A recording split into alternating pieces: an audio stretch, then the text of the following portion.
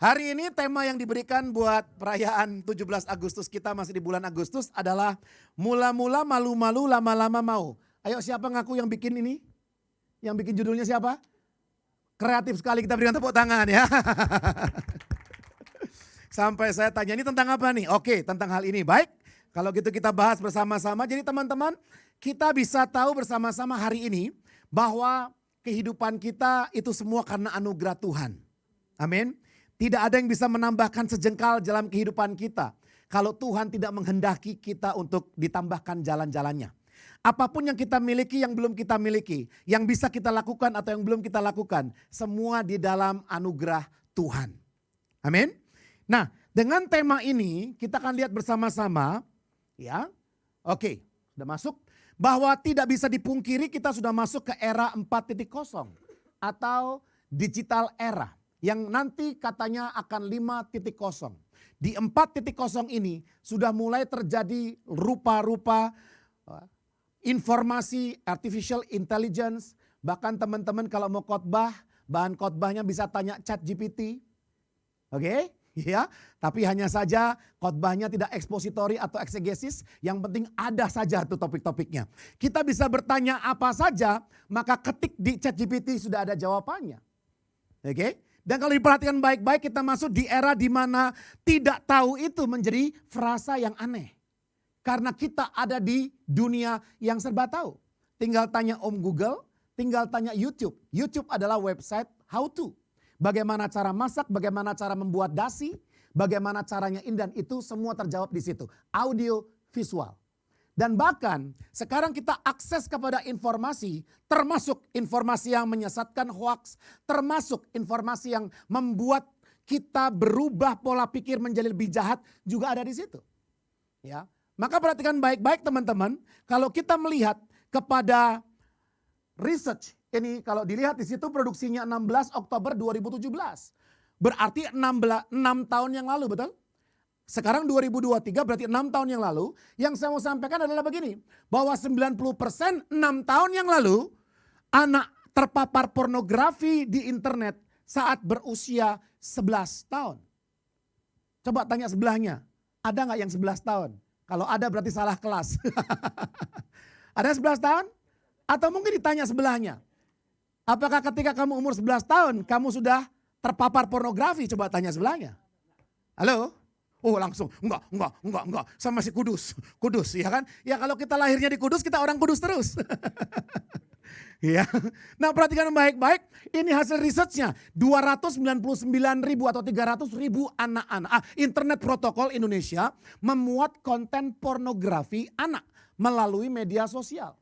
Dan bukan hanya itu, 1.000 lebih anak menjadi korban pornografi online sepanjang 2011 sampai 2014. Ya, dan kita lihat bahwa ada 25.000 aktivitas pornografi anak di internet setiap harinya. Ini baru 2017. Apa kabar 2023? Menurut teman-teman semakin menurun atau naik? Pasti naik. Makin gampang tinggal geser, bahkan anak sekarang. Saya lihat di tempat makan itu sangat-sangat memprihatinkan. Anaknya saja masih lehernya belum tentu bisa lurus gitu ya. Masih goyang-goyang. Itu sudah pakai gadget. Dan orang tua di sebelahnya dan babysitternya di sebelahnya. Untuk apa ada babysitter kemudian ada gadget juga. Lalu orang tua ketika seminar bertanya kepada saya, Pak Anta bagaimana caranya supaya anak saya tidak kecanduan gadget. Caranya satu. Orang tuanya tidak kecanduan gadget dulu. Karena anak main gadget kenapa? Karena orang tuanya tidak mau diganggu saat dia main gadget, maka anaknya dikasih gadget. Yes or yes? Dan ini memprihatinkan karena konten-konten yang tidak senonoh itu bisa tiba-tiba keluar dan sangat mengerikan. Saya baru lihat di Instagram tentang sebuah tempat di Bali. Setelah itu iklan Bali masuk semua. Jadi kita ini terkontrol semua. Kalau kita pernah nonton film Enemy of the State, pernah? Halo? Enggak pernah, berarti masih muda. Kalau pernah berarti tuanya sama saya. Ya, itu Will Smith yang memerankan Enemy of the State. Sehingga apa setiap orang mandi pun bisa dilihat dari satelit. Bisa dikejar semuanya. Nah perhatikan baik-baik, hidup kita juga sama. Kita hanya pencet tentang bakpao, besoknya iklan bakpao. Jangan besoknya, beberapa jam tentang bakpao keluar semua di media sosial kita. Dia bisa baca kecenderungan kita dan apa yang kita buka. Maka reels dan story semua menawarkan semua yang dia pikir itu yang Anda suka. Halo? Yes? Maka perhatikan baik-baik teman-teman, kita hanya mulai 1, 2, 3, 4, 5 klik saja. Tiba-tiba semua konten yang Anda inginkan itu keluar semua tanpa dicari. Nah itulah kalau kita lihat sekarang. Nah kenali sumber konten pornografi itu 67% dari 2.818 siswa kelas 4-6 SD pernah mengakses informasi porno. Dan saya mau sebutkan dari mana datangnya, dari komik. Beritahu sebelahnya komik.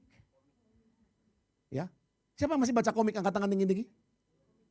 Halo, cuma satu doang. Yang lain angkat tangan dalam hati. Internet, ada di game, ada di film, ada di TV, ada di mana lagi? Ada di gadget, majalah, koran, dan lain-lain. Nah saya mau sampaikan ini. Jadi di era 2023 sekarang ini, yang namanya konten-konten pornografi itu sangat mudah diakses. Beritahu sebelahnya sangat mudah. Nah ini yang lebih parah lagi, beritahu sebelahnya sangat murah. Sehingga nggak perlu anak muda itu punya banyak. Hanya punya gadget dengan wifi password saja selesai. Cukup. Ya. Bahkan anak muda sekarang lebih hebat dari orang tuanya. Orang tuanya bilang, kok aku gak bisa masuk ya ke sini ya. Anaknya bilang apa? Pakai aja VPN. Anaknya lebih ngerti daripada bokapnya. Bayangin. Kalau zaman dulu anaknya bilang begini, Pak mainanku rusak pak, tolong dibenerin. Dulu dibenerin. Zaman sekarang bapaknya datang ke anaknya, ini iPadku rusak nak, gimana caranya? Kebalik kan? Nah, maka kita bisa lihat ternyata ini peringatan buat kita. Kalau 11 tahun saja, 6 SD saja sudah begitu. Apa kabar dengan kita? Maka hati-hati, saya akan sampaikan nanti. Ya, 2 jam ya khotbahnya ya. Oke ya. Secara runut bagaimana kita akan belajar nanti ini. Kondisi yang melatar belakangi kita atau anak tertarik pornografi. Yaitu anak dalam kondisi blast. Ini rentan, blast itu adalah boring, lagi boring, lonely, angry, stres dan tired. Baru 5-7 tahun terakhir kan kita dengar yang namanya anxiety. Dulu pernah dengar kata anxiety? Baru sekarang anxiety. Ya, besok hujan gak ya? Aduh kalau hujan nanti mesin cuci. Mesin cucinya rusak gak ya? Kalau nanti rusak perbaikannya berapa bayarnya ya? Kalau nanti uang sekian, uang saya cukup gak ya buat sejajan ya? Kalau gak cukup jajan untuk apa? Nah intinya adalah begini, semester ini saja belum lulus sudah mikirin punya anak berapa? Anxiety. Maka kita mendengar kata depresi begitu sering. Ya, bahkan di lingkungan kita punya sinode juga. Ya, sudah mengaku di sebuah channel rohani bahwa hamba Tuhan dia depresi. Nah perhatikan baik-baik kenapa? Nah ketika kita melihat bahwa kemudahan informasi terakses, maka dengan mudahnya informasi itu pengaruh juga mudah masuk. Ya, teman-teman perhatikan baik-baik, tired, stress, angry, lonely, boring. Beritahu sebelahnya, kalau lagi begitu hati-hati. Ya, sampai saya atasi satu anak muda, dia bilang dia suka minum. Dan dia masih ngerokok saat itu. Dan saya bilang begini, bro, lu kalau pas lagi pengen minum, tolong call gua dong, gua mau ikut. Ah masa kakak ikut? Ya gak apa-apa gua temenin lu. Daripada lu minum sendiri gak ada temannya, mending lu minum ditemenin pendeta kan gitu. Guanya gak masalah, lu masalah gimana ceritanya? Ya kan? Ya gak apa-apa gua temenin aja. Awalnya biasa ngobrol bla bla bla, lama-lama dia gak. Jadi kalau saya begini, orang minum minuman keras, jangan diomelin, jangan dimarahin supaya dia berhenti, jangan. Orang lagi minum minuman keras, kita ajak ngobrol, diskusi, ajar tentang Kristus, ajar tentang firman Tuhan, nanti dia berhenti sendiri. Ya atau ya? Halo? Yes or yes? Jadi perhatikan baik-baik teman-teman, bukan hanya itu kita lihat nih. 277 juta jiwa sekarang 2022, Februari. Berarti baru tahun lalu. Ya itu populasi kita. Nah, kalau kita lihat yang menggunakan internet 204 juta. Berarti kan hanya 77 juta di bangsa kita yang nggak pakai internet. Dan ini gede banget tuh 200. Ya, kita ini konsumen terbesar. Perhatikan baik-baik. Bukan hanya itu. Kita lihat tuh. Time spent using internet ternyata 8,5 jam. Each day. Coba nanti cek di Instagramnya, ada kan? Diklik bagian statistik kita hari ini sudah berapa jam. Maka kita akan terbengong-bengong kan? Wih gila 11 jam bro. Ya, dia kaget tentang pekerjaan dia sendiri kan. Ya, padahal nggak dapat duit juga dari situ. Nah perhatikan baik-baik, bukan hanya itu, time spent watching television, broadcast and streaming. Streaming. Ya, 2 jam, hampir 3 jam tiap hari. Kalau itu ditambahkan berarti kan sudah 11 jam lebih. Oke? Nah kalau itu dipakai untuk kita kursus, online learning, sertifikasi, belajar, oke aja nggak apa-apa. Tapi kalau mata kuliahnya adalah pelajaran porno, apa yang terjadi? Ngerti maksud saya? Ya, jadi perhatikan baik-baik teman-teman. Sekarang kita ada di era di mana hal-hal seperti itu nggak terlalu mudah untuk dibatasi. Istri saya kan bilang saya begini, Say, itu kita punya ini, punya itu, kita mesti batasi, kita begini. Saya bilang begini, oke, seberapa hebat sih kita bisa membatasi? Ada sebuah keluarga menarik loh, ya. Yang teriak-teriak di rumah bokapnya. Kenapa? Karena password wifi-nya diganti anaknya. Biasa orang tua disiplin anaknya ya diganti kan. Ini anak orang tuanya kagak tahu, pokoknya nggak ngerti kan. Anaknya lebih ngerti daripada dia, bayangin. Ya gimana, sekolahnya aja udah belajar coding. Ya. Jadi kalau kita perhatikan bersama-sama adalah kita hari ini tidak bisa mengandalkan portal. Maka jalur busway dikasih portal, dikasih 2 orang di situ, memastikan kendaraan selain busway untuk masuk. Bayangkan berapa biaya untuk pasang portal dan gaji 2 orang tiap jalur. Kalau peradaban kita sudah maju, harusnya dikasih tahu tidak boleh ya sayang, udah nggak masuk. Tapi di negara kita tidak boleh, itu harus sampai dikasih 2 orang, dikasih portal, dikasih apa. Nggak bisa hanya sekedar jangan sayang, nggak bisa. Karena peradabannya belum ke sana. Nah bayangkan kalau kita fokusnya hanya YouTube di password, Netflix di begini. Nggak bisa, harus dari dalam dilatihnya. Amin. Maka saya mau kasih tahu hari ini buat generasi muda, dari dalam harus dibangun. Apapun yang terjadi di luar, kita bisa menang dari dalam. Maka menang di dalam, menang di kehidupan. Dan di dalam kita sudah ada Roh Kudus yang memampukan kita. Ya, nah saya tambahkan lagi. Proses kerusakan otak akibat pornografi. Beritahu sebelahnya, pornografi merusak otak. Kasih tahu sebelahnya dong, pornografi merusak otak. Saat pertama kali melihat, sengaja atau tidak, rasa jijik, terkejut. Rasanya nggak nyaman. Kayak anak saya tuh, Jeremy, tiba-tiba di TV ada tayangan atau keluar ya, pakai bikini, jijik gitu nih. Ya, langsung lari gitu. Nah, kita ajarkan ya. Tapi kalau kita sudah umurnya udah dewasa, awal-awal kan jijik, ternyata nomor 2 tuh. Gambar pornografi masuk lewat mata, kemudian diolah oleh perasaan ditolak dan mendorong otak untuk memproduksi dopamin. Ada hormon kan?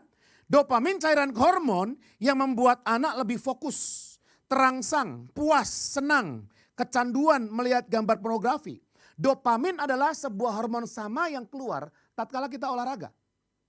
Ya, aku mau 5 kilo, aku lari pagi ini. Aku mau 700 kalori, aku mau pace-nya 7 atau di bawah 7. Maka akan keluar dopamin tuh. Ya. Nah itu sama efeknya, ada sebuah target. Kemudian anak menjadi kecanduan, menjadi tidak peka lagi, peningkatan level pornografi pada anak, pada akhirnya menjadi pecandu, acting out atau dia melakukan apa yang ditonton. Halo? Ya inilah. Ya, beredar di Instagram, ingat ada film yang orang mukanya kayak Joker di toilet? Nah anak-anak sudah mulai begitu. Di rumah. Bahkan cari toilet di rumahnya, dia di atas toilet, masuk ke dalam toilet, akan seperti itu, bayangkan. Itu terjadi di umur usia emas 0 sampai 8 tahun, bahaya sekali. Maka teman-teman hari ini, saya mau sampaikan, bukan hanya untuk anak-anak 11 tahun, tapi buat kita semuanya mengalami hal yang sama. Pornografi bisa menjadi ancaman bagi remaja karena terdapat banyak dampak negatif yang bisa ditimbulkan. Mulai dari, kita baca 2-3, yang bisa saja, yang sana masih gak kebaca. Kerusakan sel-sel otak, gangguan emosi, mental, hingga kehilangan masa depan. Wah, Pak Anta mengada-ngada aja. Ayo kita lihat secara klinis ya. Siapa yang punya otak angkat tangan tinggi-tinggi. Pertanyaan saya salah? Betul kan? Yang punya otak angkat tangan tinggi-tinggi. Yang gak angkat tangan berarti Anda mengakui gak punya otak, kan begitu kan? Kalau kita punya otak maka kita harus mengenal otak kita. Segede apa sih? Segede kita coba begini, genggam tangan. Nah otak kita tuh segede genggaman tangan aja. Beda-beda kan gedenya kan? Iya. Ya nggak usah diukur juga bro. Ya percaya aja itu kata dokter. Nah bagian paling bawah itu namanya reptilian brain. Paling bawah, paling kecil. Reptilian brain itu adalah senggol bacok. Ya ada orang yang sangat reaktif. Begitu kesenggol HP lu, ya itu otak reptilian. Ada survivor skills. Ya. Nah reptilian ya itu adalah otak yang dimiliki binatang. Maka coba kita datangi ibu singa yang sedang menyusui anaknya. Lalu kita datang dengan sangat sopan pakai shalom. Shalom ibu singa, aku pengen elus anakmu ya. Itu kan pasti disikat. Mau kita sebaik apapun, sesopan apapun, serohani apapun, nggak ada urusan. Karena otak binatang itu hanya ada senggol bacok. Maka naik sedikit otak bagian tengah itu limbic brain atau mammalian brain. Limbik itu otak yang mengatur tentang emosi. Maka jangan pernah membuat keputusan ketika kita emosional. Lagi sedih, minta putus. Lagi senang, semua ditraktir. Pulang duit habis. Mulai nyesel, oh kenapa gue traktir semua tadi ya. Angpo gue habis, aduh gitu. Ya, jangan buat keputusan ketika bahagia, ketika sedih. Ketika sedang normal saja, netral. Ketika sedang tenang saja, baru kita buat keputusan. Oke? Dan kita lihat yang terakhir, 80% otak kita isinya adalah neokorteks. Neokorteks itu kemampuan menganalisa, berpikir, berlogika, berpendapat, berkreasi, berinovasi, kreativitas, semua di otak. Jadi kalau kita menghadapi kehidupan kita dalam komunikasi, hubungan, pekerjaan, pelayanan, itu selalu senggol bacok berarti kita sama dengan binatang. Yang tidak binatang miliki adalah neokorteks. Halo? Maka seharusnya kita banyak berpikir, baru beremosi, baru beraksi. Kan begitu? Yes or yes? Ya? Oke, kasih semangat sebelahnya. Mari kita pakai neokorteks kita. Itulah yang membuat kita manusia. Ya, itu yang membuat kita manusia. Nah bayangkan, satu-satunya otak yang menjadikan kita manusia, itu ternyata bisa dirusak. Dan kalau rusak jadi bahaya, makanya kehilangan masa depan. Bagaimana tidak? Pak Sabar pulang ke rumah ketemu dengan ibu? Betul ya, karena kan istrinya Pak Sabar. Berarti dia ibu Sabar. Karena Pak Sabar neokorteksnya nggak dipakai. Pak Sabar bahkan pecandu, bukan hanya alkohol tapi pecandu pornografi. Akhirnya dia kehilangan masa depan. Dengan cara apa? Dengan cara ngomong 3 detik saja ke istrinya. Dia marah-marah, nyesel gua kawin sama lu. 3 detik kan? Halo? Pertanyaan saya, Ibu Sabar bisa lupakan setelah berapa kali retreat? Halo? Berapa kali ibadah, berapa kali konseling dia bisa lupa? Mungkin sampai umur 80 tahun mereka masih hidup. Ibu Sabar gandeng Pak Sabar dan bertanya apa di usia 80 tahun. Kamu masih nyesel gak kawin sama aku? Dia akan nanya lagi. Ya atau ya? Itulah kehilangan masa depan. Tidak bisa mengontrol kembali apa yang mau diucapkan. Neokorteks akan rusak dengan pornografi. Perhatikan. Pornografi ternyata merusak otak bagian mana? Prefrontal cortex. Oke? Makanya mereka yang pornografi gak pernah produktif. Produktivitas itu direnggut dalam hidupnya. Dia diberikan sensasi kebahagiaan semu, kesenangan semu, sehingga apa yang sebenarnya kebahagiaan sejati itu ditukar. Ya, perhatikan baik-baik. Prefrontal cortex berfungsi untuk mengatur moral, kehendak, dan pengendalian diri. Keluar lagi di Instagram. Ketika seorang bapak-bapak penjual jajanan sekolah lewat di sebuah gang, ada seorang anak cewek kelas 2 atau 3 SD lagi jalan, lagi berdiri di situ. Saya mau kasih kalimat vulgar ya. Dan anak cewek ini dadanya juga masih rata. Apa yang dilakukan? Dipegang-pegang. Itu di video Instagram. Ada yang lihat juga? Ya. Kemudian perhatikan baik-baik. Ya. Ada yang kakek-kakek. Ada yang nenek-nenek. Pokoknya ancur-ancuran lah. Kenapa kadang-kadang ketika melihat begitu, ini orang gak punya otak atau gimana? Memang. Neokorteksnya terganggu. Makin dalam pornografi, makin gak bisa mikir. Moral nggak punya, kehendak nggak bisa dikendalikan, pengendali diri nggak ada. Jika bagian ini mengalami kerusakan, maka seorang akan mengalami kesulitan dalam mengambil keputusan, pertimbangan, dan mengendalikan diri sendiri dari hal yang tidak baik. Dia akan cenderung melakukan hal yang buruk. Oke? Sampai di sini jelas teman-teman?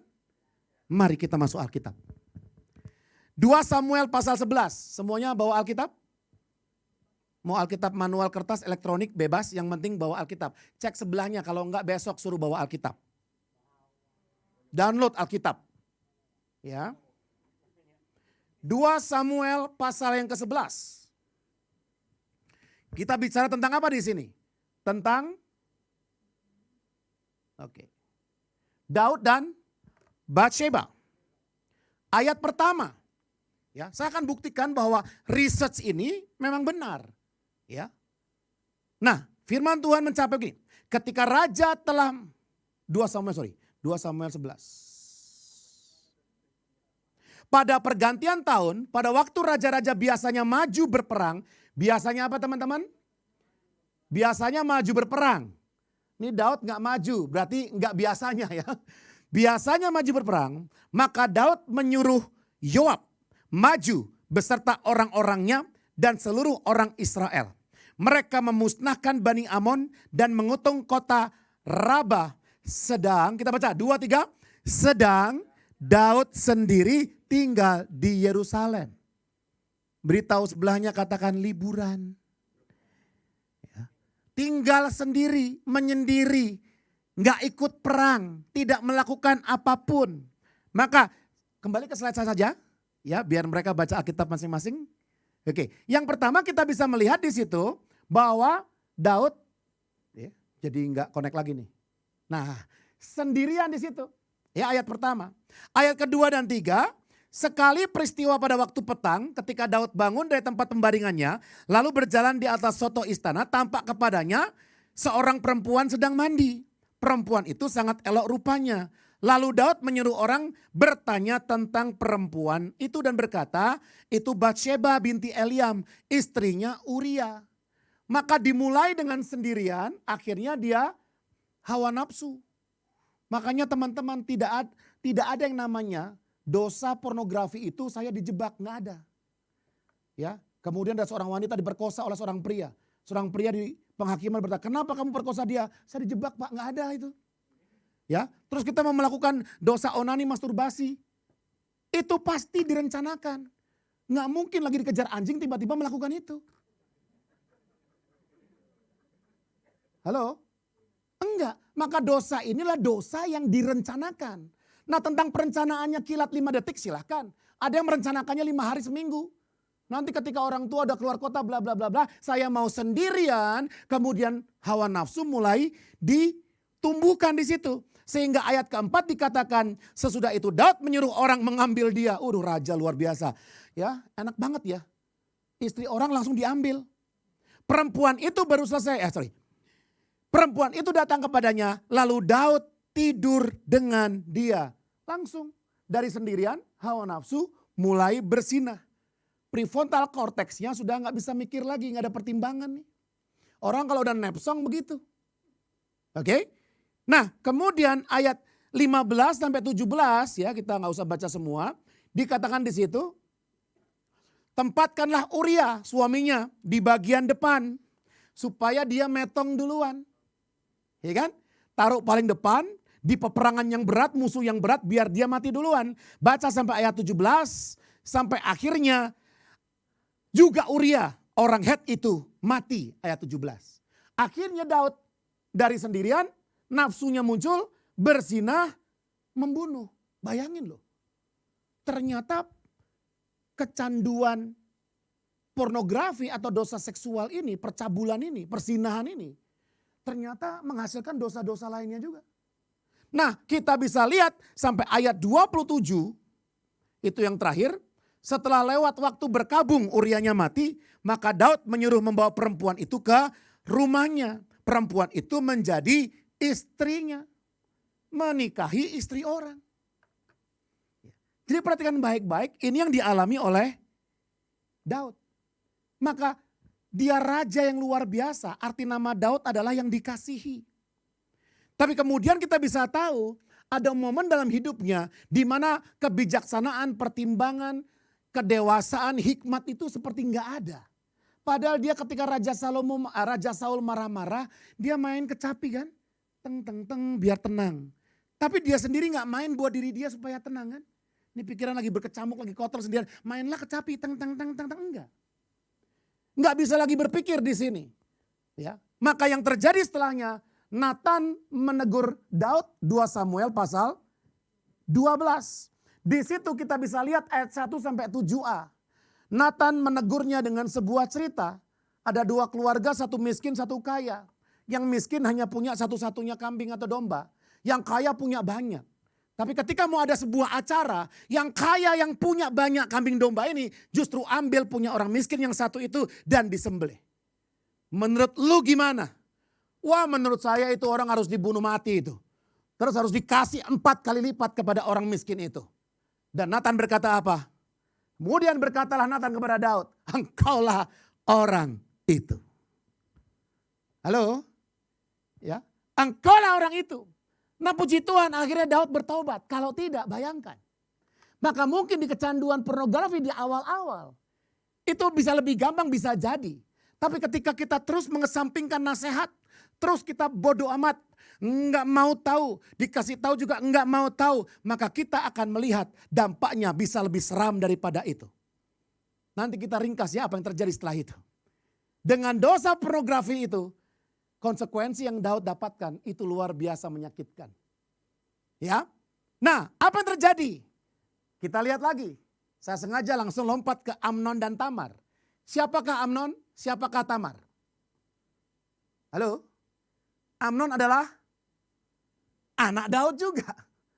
Tamar adalah adiknya Absalom. Absalom adalah anak Daud juga. Istrinya Daud berapa? Banyak. Ya, nanti kita lihat diagramnya. 2 Samuel 13 ceritanya. Ayat 1 dan 2 kita lihat. Sesudah itu terjadilah berikut, Absalom bin Daud punya seorang adik namanya Tamar, cantik. Dan Amnon jatuh cinta padanya. Hati Amnon tergoda, katakan tergoda. Ya, tergoda sehingga ia jatuh sakit. Bayangkan tergoda sampai sakit. Saudaranya itu masih perawan dan menurut Amnon mustahil untuk melakukan sesuatu terhadap dia. Kita sering tahu bahwa tidak boleh. Kita kan anak Allah. Kita anak Tuhan, kita murid Kristus, kita tahu itu nggak boleh. Kita tahu itu dosa, kita tahu itu sesat. Tapi karena kita terus mengizinkan, maka ini terbajak.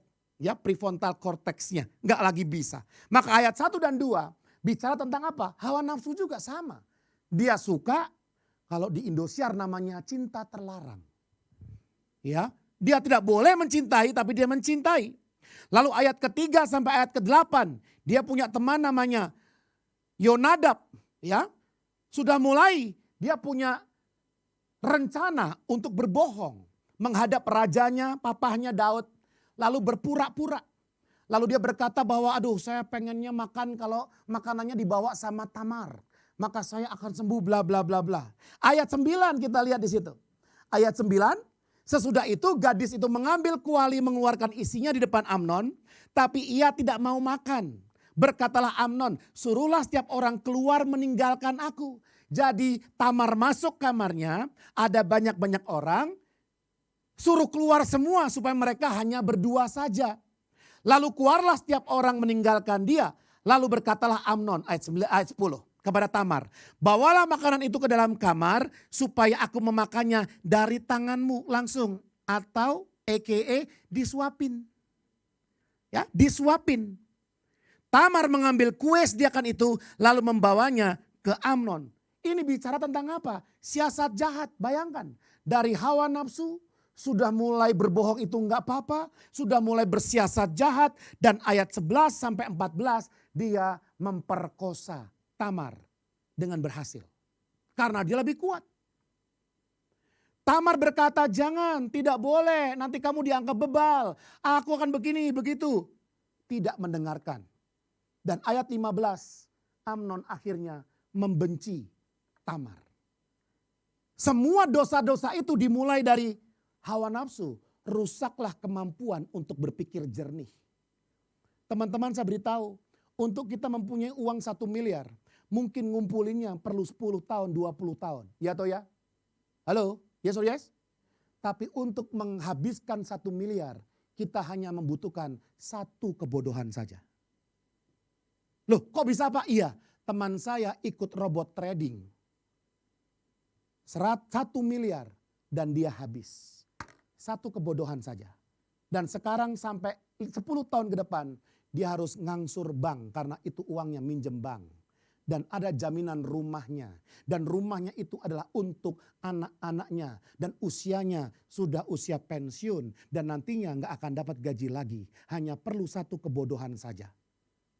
Uang 1 miliar bisa hilang. Sama dengan nama baik. Membangun nama baik bertahun-tahun, berpuluh-puluh tahun. Untuk menghancurkan nama baik cukup 1 dosa saja. 1 kesalahan. Fatal. Hilang itu nama baik. Ya atau ya? Dan bangunnya lagi setengah mati. Maka inilah contoh. Maka saya mau sampaikan begini. Inilah David's family. Maka dia punya istri ada Mikal, ada Ahinoam, Abigail, malah. Nah kita fokus ke sini saja. Amnon adalah anak dari istri kedua. Kemudian Tamar adalah anak dari istri yang keempat. Masih banyak lagi ada other wives dan concubines. Semua di situ. Itulah yang kita ceritakan tadi dari keluarga Daud.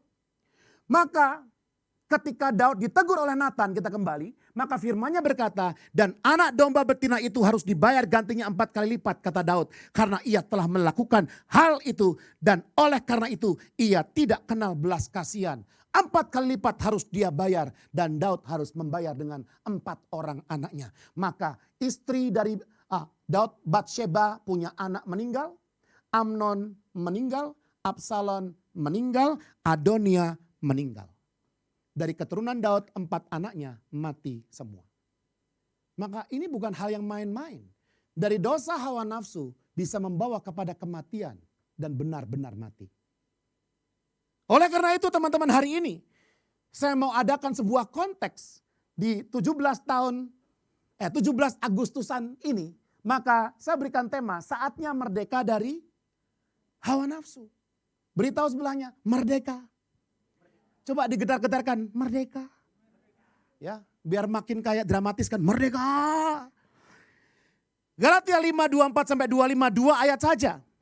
Ya. Nah, Galatia 5 itu dimulai dengan berita pembebasan. Kita baca bersama-sama 2, 3. Supaya kita sungguh-sungguh merdeka, Kristus telah memerdekakan kita. Siapa memerdekakan kita? Kristus. Karena itu berdirilah teguh dan jangan mau lagi dikenakan kuk perhambaan. Kuk sudah diambil, kuk dosa sudah diambil, kuk yang jahat sudah diambil. Kita jangan pasang kuk sendiri lagi. Jangan mau lagi. Ya. Katakan bersama dengan saya tidak mau lagi. 2, 3. Saya tidak mau lagi.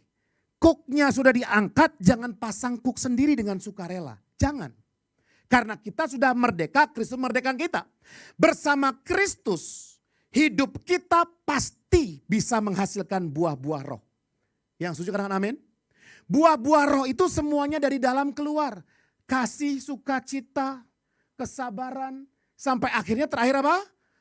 Pengendalian diri, penguasaan diri. Nah buah-buah roh itu kenapa nggak keluar? Salah satunya karena tidak bisa melawan hawa nafsu.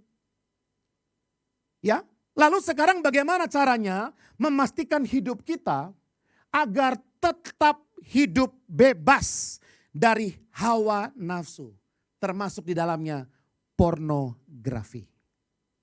Galatia 5:24-26 memberikan jawabannya. Ya, mari kita lihat. Yang pertama, apa jawaban atas pertanyaan? Bagaimana caranya supaya saya tetap hidup sebagai orang kudus, orang benar, dan tidak terikat bahkan terlepas dari dosa pornografi, dan biarkan saya terus hidup menggunakan neokorteks yang Tuhan karuniakan sehingga saya bisa berpikir benar mengikuti firman Tuhan. Yang pertama, ayat 24 dikatakan, kita baca bersama-sama 2-3. Siapa saja yang menjadi milik Kristus, itu bicara bahwa saya adalah milik Kristus. Katakan, saya milik Kristus. Sekali lagi, saya milik Kristus. Teman-teman bisa lakukan ini. Nanti pulang ke rumah, katakan, saya milik Kristus. Sampai Anda sendiri yakin Anda benar-benar milik Dia. Halo? Ada orang yang berkata kan, ini bukan milikku kok. Bukan milikku. Bukan milikku gitu. Bukan milikku tapi digantongin. Ya, kita bisa berkata lip sync gampang. Hidupku bukan aku lagi tapi Kristus dalamku. Pret, ya kan? Ternyata apa? Sepanjang hidupku aku gunakan untuk puaskan kehidupanku, bukan puaskan keinginan Tuhan. Aku milik Kristus. Nah, teman-teman, saya analogikan. Kalau Anda punya tanah, maka ada sertifikat girik. Girik itu adalah belum ada suratnya. Maka bisa ribut. Apakah kita di dalam Kristus, kita masih girik? Belum jelas nih. Belum ada stempelnya milik Kristus. Ini masih dipertanyakan lah ya. Masih rebutan. Apa begitu? Enggak. Ada sertifikat hak pakai. Boleh pakai 35 tahun. Apakah Roh Kudus ada dalam hidup kita setelah 35 tahun akan keluar lagi? Ada juga yang namanya hak guna usaha 25 tahun. Hak guna bangunan. Maka kita Tuhan hanya punya hak guna 35 tahun supaya kita melayani Dia selama 35 tahun. Setelah itu goodbye my love. Hidupilah hidupmu sendiri. Tidak. Ada yang namanya SHM, surat hak milik. Kita ini sudah SHM-nya Tuhan. Kenapa? Karena Roh Kudus sebagai materai bahwa kita milik Dia. Beritahu sebelahnya dengan mata melotot, kamu milik Tuhan. Halo? Makanya kita nggak boleh main ayunan pakai leher. Kenapa? Karena kita nggak boleh mengambil yang bukan milik kita. Hidup ini milik Tuhan. Kalau Tuhan yang mau ambil, biar Dia yang punya kehidupan yang ambil. Ya atau ya? Masa saya mengambil sesuatu yang bukan milik saya? Ya? Maka kita perlu keluar dari pembenaran diri ini. Seringkali berkata, Pak, tadi di meja juga ada yang ngomong begitu ya. Manusia kan gak sempurna, ya kan? Daging itu kan lemah, ya kan? Kita kan begini gitu. Masa kita gak baca firman Tuhan? Ya? Ada benih ilahi yang Tuhan berikan kepada kita sehingga kita bisa untuk tidak berbuat dosa lagi. Amin. Ya? Amin.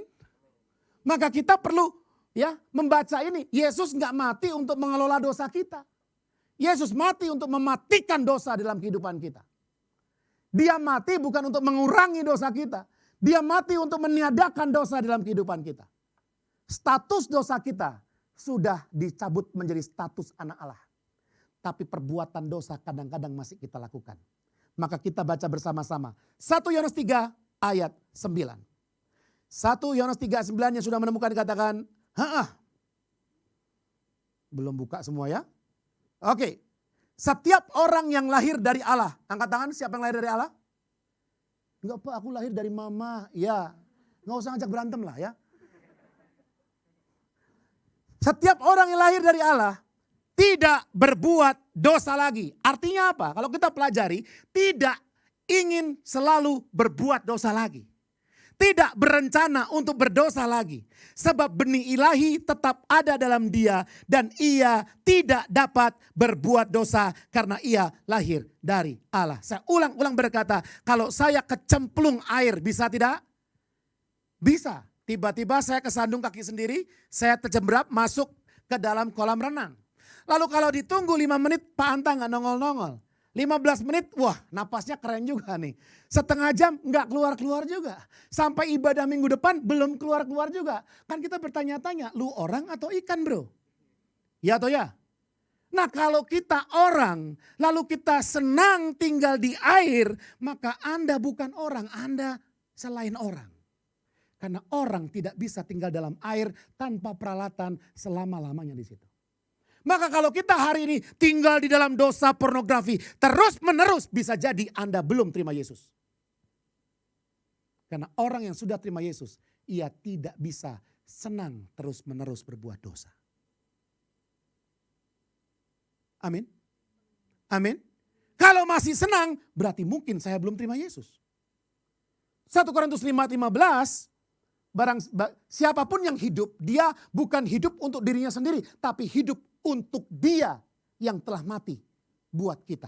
Maka sadarlah bahwa Kristus hidup di dalam kita. Pegang dadanya, kasih tahu diri sendiri, sadar bro, sadar sis, sadar. Hidupku bukan milikku lagi, tapi Kristus dalamku. Amin. Halo, sadar, aku milik Kristus. Itu identitas kita. Bukan sebagian aku milik Kristus, sebagian lagi milik pacarku. Bukan. Semuanya milik Kristus. Halo. Ya. Nah kesadaran ini menolong kita, identitas ini menolong kita. Untuk ketika nanti ada godaan-godaan.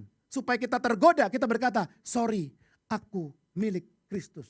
Hidupku bukan untuk aku lagi, tapi untuk dia yang sudah mati buat aku. Tapi enak bro buat daging betul, tapi dagingku juga sudah milik Kristus. Maka yang kedua, firman Tuhan berkata apa? Ia telah menyalibkan daging dengan segala hawa nafsu dan keinginannya. Saya milik Kristus. Yang kedua, saya salibkan daging.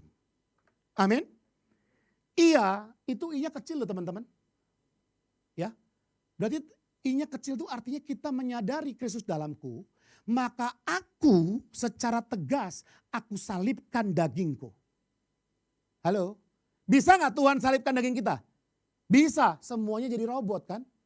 Haleluya, puji Tuhan, setiap hari begitu.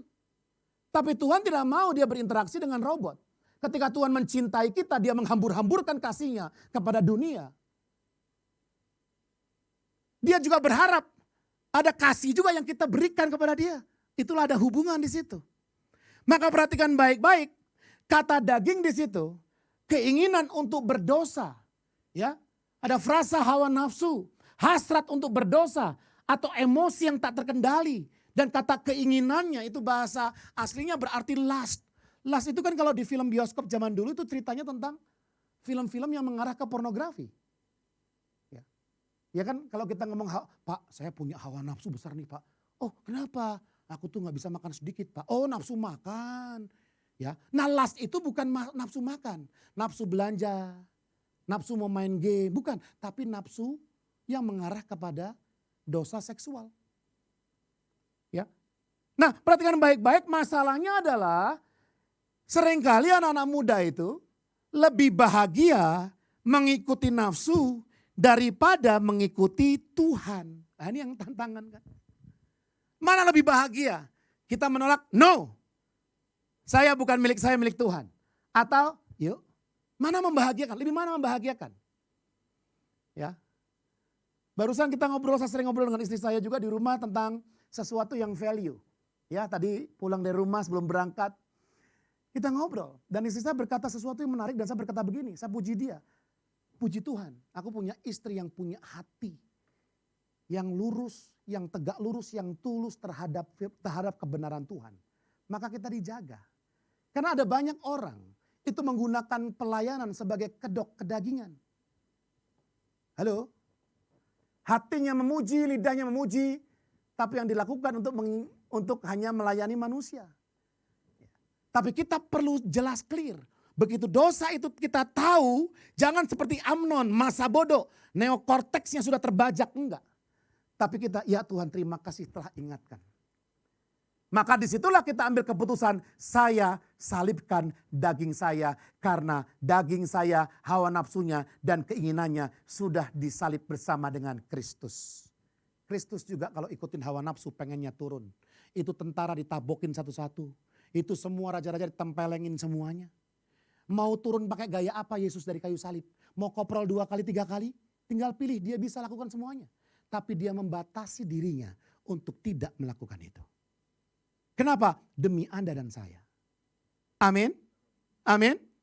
Jadi kalau kita baca Galatia 5 ayat 16-17. Mari kita lihat. Galatia 5 ayat 16-17. Maksudku ialah hiduplah oleh roh maka kamu tidak akan menuruti keinginan daging. Sebab, kita baca 2-3. Sebab keinginan daging berlawanan dengan keinginan roh. Dan keinginan roh berlawanan dengan keinginan daging. Karena keduanya bertentangan. Maka hawa nafsu, pornografi, dosa seksual, perzinahan, percabulan bukan sekedar keinginan. Tapi itu perlawanan kepada Tuhan. Perhatikan baik-baik. Ketika Anda sedang bahagia pornografi, Anda sedang melawan Tuhan. Roma 8 ayat 7, biar makin kenceng aja firmannya ya. Roma 8 ayat 7 firman Tuhan berkata apa? Sebab keinginan daging adalah perseteruan, perkelahian, perberanteman apa itu? Terhadap Allah karena ia tidak takluk pada hukum Allah. Hal itu memang tidak mungkin baginya. Maka kalau kita sudah terima Yesus, kita nggak lagi seteru. Tapi kita sekutu. Amin. Tapi kalau kita tetap melakukan dosa itu, artinya kita sedang memproklamirkan, ya udah Tuhan, kita ribut aja Tuhan. Kita seteru aja. Kita bukan sekutu. Nah itu yang terjadi. Maka aktiflah menghasilkan buah-buah roh. Bagaimana sih caranya salibkan daging? Lakukan, ikuti roh. Sederhana gini, pikiran negatif itu tidak bisa dihilangkan. Bisanya hanya digantikan. Ya, karena pikiran kita nggak bisa kosong. Ketika saya berkata pikiran saya kosong Pak, ada isinya. Isinya apa? Ya kosong itu. Jelas ya teman-teman ya? Ya. Bahkan kalau teman-teman merem semua, sekarang silakan merem semua. Merem semua. Jangan pikirkan McD. Malah McD-nya keluar. Betul? Jadi pikiran ini akan ada isinya terus. Tinggal kita mau isi pakai apa. Kalau Anda sadar ini negatif, maka kita harus ganti dengan yang positif. Set. Maka positifnya masuk. Set. Maka cara untuk menyalibkan daging, fokuslah ke menghasilkan buah-buah roh. Ya. Daripada kita maki-maki, mendingan puji Tuhan, shalom. Daripada kita balas, mendingan kita doakan dia. Ya. Nah itu fokus ke buah roh. Maka ada antidotnya, ada obatnya. Habis kalau aku gak begini gimana? Nah itu nak saya Jeremy 7 tahun. Saya selalu disiplin ya untuk main gadget atau apa. Dibatasi luar biasa, itu pun kalau dia sedang mau mengerjakan tugas. Nah pas liburan dia bilang gini, Pak aku ngapain? Aku nganggur. Ya. Nah orang tua gak bisa begini, ya udah terserah lu. Gak bisa, kita perlu kasih solusi kepada dia. Maka solusinya adalah saya keluarkan banyak duit untuk beli permainan edukasi. Beli ini, beli itu, beli ini, beli itu. Lalu berantakan, lalu kesana kemari, di meja. Ya sudah itu kan resiko. Halo? Maka jadi jangan memainkan gadget terus menerus, mulai dengan permainan yang edukasi. Jangan kita berdosa terus, mulailah berbuah. Amin. Dan yang terakhir, firman Tuhan berkata, jikalau kita hidup oleh roh, baiklah kita juga dipimpin oleh roh. Saya milik Kristus, saya salibkan daging, saya dipimpin roh. Inilah 3 deklarasi yang harus kita teriakkan di depan kaca ketika kita hari ini sedang bergumul dengan dosa ini. Kata baiklah hidup kita. Baiklah itu bukan kalau lu mau gitu ya. Kadang-kadang terjemahan LAI kan Indonesia terbatas ya. Baiklah kau berikan sedikit hartamu. Itu kan ajakan, mau kasih boleh, enggak kasih juga enggak apa-apa. Tapi baiklah kai, itu artinya also atau and. Maka apa? Jikalau hidup dipimpin oleh roh, maka kamu juga hidupnya dipimpin oleh roh. Ya. Jadi peran Roh Kudus kan kita belajar. Memperbarui hidup kita. Memimpin pada kebenaran. Memberikan kemerdekaan. Itulah peran Roh Kudus di dalam kehidupan kita. Amin. Ya, jadi Roh Kudus yang dalam diri kita memperbaharui hidup kita senantiasa. Baca Titus 3 ayat 5. Ya, biar percaya. Titus 3 ayat 5. Mari kita baca. Pada waktu itu dia telah menyelamatkan kita bukan karena perbuatan baik yang telah kita lakukan. Tetapi karena rahmatnya oleh permandian kelahiran kembali dan oleh pembaharuan yang dikerjakan oleh Roh Kudus. Ketika saya terima Yesus, kemarin saya baru gambarin orang. Kemarin saya baru omel-omelin orang, maki-makiin orang. Bisa nggak? Bisa. Apakah bisa celing langsung? Bisa. Apa sih yang mustahil bagi Tuhan? Tapi ada proses juga yang beberapa orang akhirnya apa? Oh ya, 10 kali marah, akhirnya 1 kali marah, akhirnya tidak marah lagi. Nah itu dikerjakan Roh Kudus. Kita makin benci dosa. Kita makin benci perbuatan jahat. Dan Roh Kudus memimpin kita kepada seluruh kebenaran kata kitab Yohanes. Oke? Jadi yang kita belum tahu, yang kita dengar dari firman Tuhan, kita baca nggak tahu. Tapi Roh Kudus akan berikan kita pengetahuan akan firman Tuhan. Dan dia berikan kemerdekaan. 2 Korintus 3 ayat 7, ayat terakhir. 2 Korintus 3 ayat 7 dikatakan apa?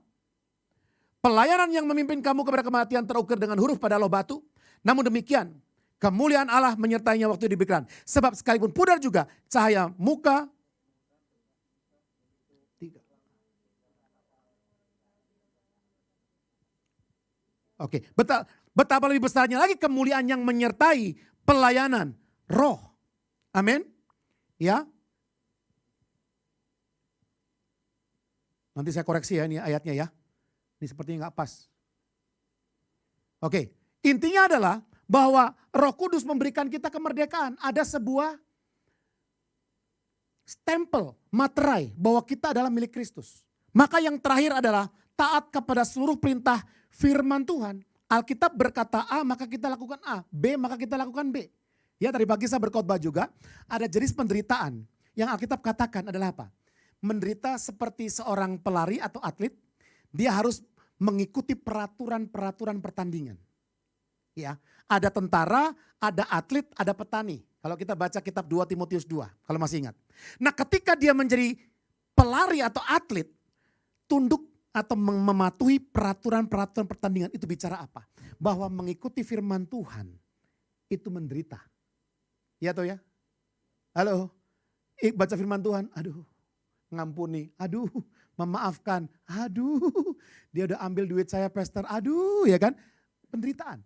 Tapi kita harus taat kepada firman Tuhan. Maka hari ini teman-teman mari berdiri bersama-sama.